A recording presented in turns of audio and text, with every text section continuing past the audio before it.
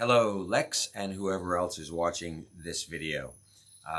Before I start with my testimonial, I guess you would call it, as you've requested, I, Rick Montambo, I give you permission to use my video, my audio, my words in print, my fingerprints, my DNA, my Kirlian photography of my aura, anything else you want in any manner that you want. I trust you and understand that you are acting in good faith, and I give this to you in good faith with that understanding. So go ahead and use it in any way you want. Okay, hello. My name is Rick Montambo. I'm an American citizen, originally from Tilton, New Hampshire. I live in Thailand on a little island called Koh Samui. I've lived here for about 25 years now.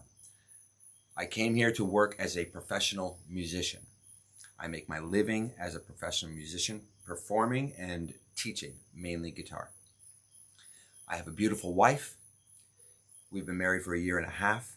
She is Russian, from Siberia. My business partner is Russian.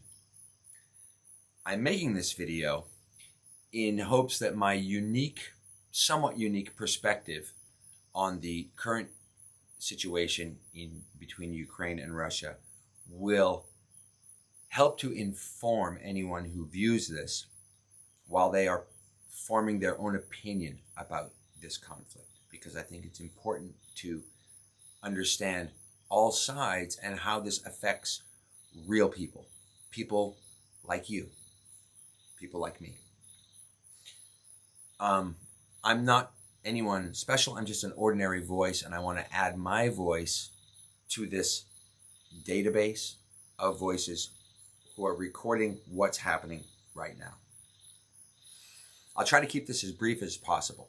I want to tell you a little bit about who I am, talk to you about my connections with all the players involved, and talk to you a little bit about how this is affecting me personally in real ways right now. About 1 year ago, just after I got married, just before I got married, when the pandemic started, the COVID-19 pandemic, I lost all of my work as a performing musician. I live on an island that depends on tourism, and the tourism industry closed. The economy here stopped. I was fairly destitute. I was having real challenges just paying the rent, the electricity, putting food on the table, never mind paying for my son's education. We were having a very difficult time. Then through one of my wife's contacts through the local Russian community here on the island where we live, I came in contact with a Russian website called Skyeng, SKYENG.RU. They're an English language website. They teach English language to Russians, and they were starting a new project called Life. The concept is, rather than studying language by learning vocabulary and grammar, if you speak English a little bit already, you engage in an activity or a hobby with someone who speaks English. For example, there's someone who does a 1-hour cooking show, someone who does a 1-hour yoga workout, someone who lives in Venice who does 1-hour walking tours of Venice. They approached me, and I made some proposals to teach music. So they hired me to teach the history of rock and roll. Every week, every Monday, I teach a classroom full of Russian students, a Zoom classroom, we have Zoom conferences, about the history of rock and roll, going year by year. Rock and roll, American culture. Think about the music that we grew up with and how it opened your mind to new ideas. Think about Bob Dylan. Think about the music that happened during the revolutions in the 60s of the civil rights movement, the anti-war movement, all of these different things that helped people of our generation, of my hair color, to form our character, to decide who we were going to be and what we wanted to believe in. This music was important. And I get to show this music to a group of Russian students every week who have never heard it. It's a great privilege and an honor. Just before this war started, the song that I showed them was Won't Get Fooled Again by The Who. A song about revolution and war and about the people who suffer through it and the people who cause it and fight it. The us and the them. At the end of the broadcast, we had a little time left over. We did what I call a deep dive on this song. We studied the lyrics, we studied the meaning. At the end, I had a little time left over, so I showed them one of my own songs, a video that I had prepared of one of my own songs called this, Drugs Against War. I had made it during the Bush administration, a song, an anti-war song about the Iraq and Afghanistan war that has suddenly become relevant again. That was before the Russia and Ukraine war started. Just this last Monday, I played for them Stairway to Heaven, to transport them into somewhere better, to share some joy with them.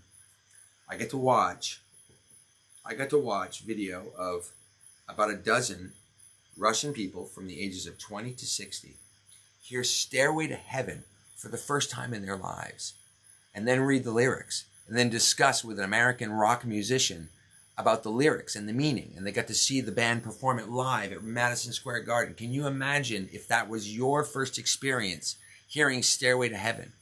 I got to give that to them. Right after that broadcast, I was on such a high. I got on to Facebook to see what was happening in the world, maybe discuss it with one of my friends. And the first thing that I saw was a post by one of my American friends, a guy I've known most of my life, a fellow musician, a person I really love and really respect. He had made some post that was very supportive of Ukraine, but it was a little bit over the top, hyperbolic in the way that he phrased it. And he said something to the effect of, if you don't support Ukraine, how can we call ourselves a country?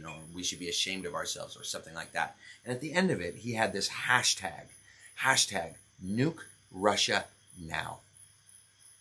When I read that, I thought about this classroom of students that I just talked to, that I just shared this with.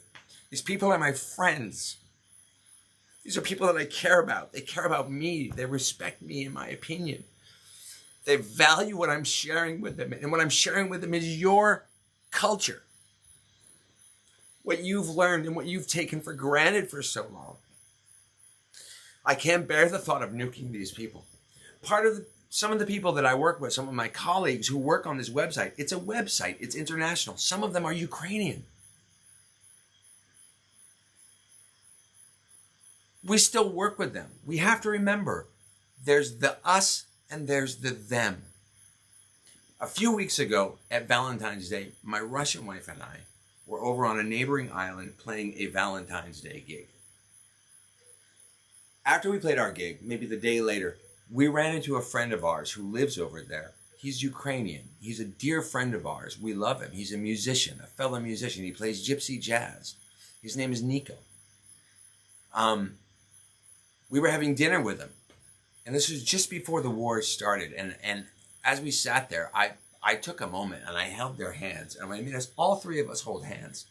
And I said, we're sitting here right now. Let's take a moment to recognize that we're sitting here right now. An American, a Russian, a Ukrainian. We're all friends. We all love each other.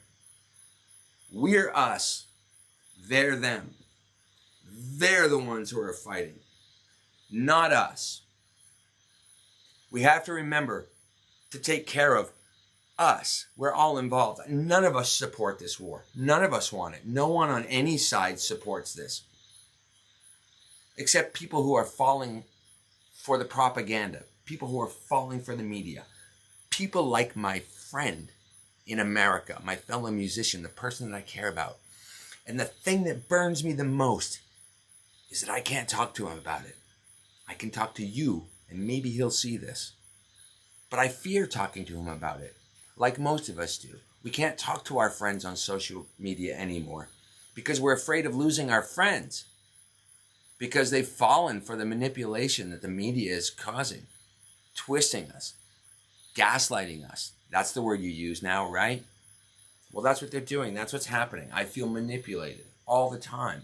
Every morning when I wake up and I'm having my coffee and I look at Facebook, I have this mantra that goes through my head every day now. Don't get involved.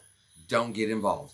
Don't say anything. Just let it pass, because you don't want to lose friends. Well, those people in Russia are my friends. I'm married to a Russian.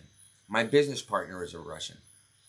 They're my friends. They're my family. I have family and friends on both sides, on all sides. What do I do about that? The other thing that affects me, actually, personally, now you might be paying more prices, higher prices at the gas pump in America, but listen to this. A year ago, before I got involved with this company, I was starving. I eat one meal a day. I earn $100 per lesson, for 1 hour lesson through this company in Russia. That's good money for me. On one class a week, that's $400 a month that I can use to pay my rent, all my electricity, my internet bill so that I can do this job, put food on the table, and help put my son through school. Can you do that for $400 a month? My last paycheck, I get paid every 2 weeks. My last paycheck that I just got on Monday was worth half of that, $200 a month. Can you do that? That's what I have to do now. I'm back where I started a year ago. But I wrote these people a letter today. I told them, listen, I understand the hard times you're going through. We'll find a way to work it out. I want you to know I stand with you. You can count on me. I will be there every week, Monday, 7 p.m. Moscow time, to bring a little bit of joy to these people every week and share with them what I have to offer. Because I think what I have to offer is important, and it makes a difference in their lives. And that Monday morning can start their week off right. So before you form your opinion on either side of this issue, try to remember that there are people involved. Nuke Russia now? That's my friends that are going to get nuked. Vladimir Putin is going to be safe in his bunker. The people that you're really angry with are going to be safe in their bunkers. Remember, it's us and it's them. Try to make us the important ones.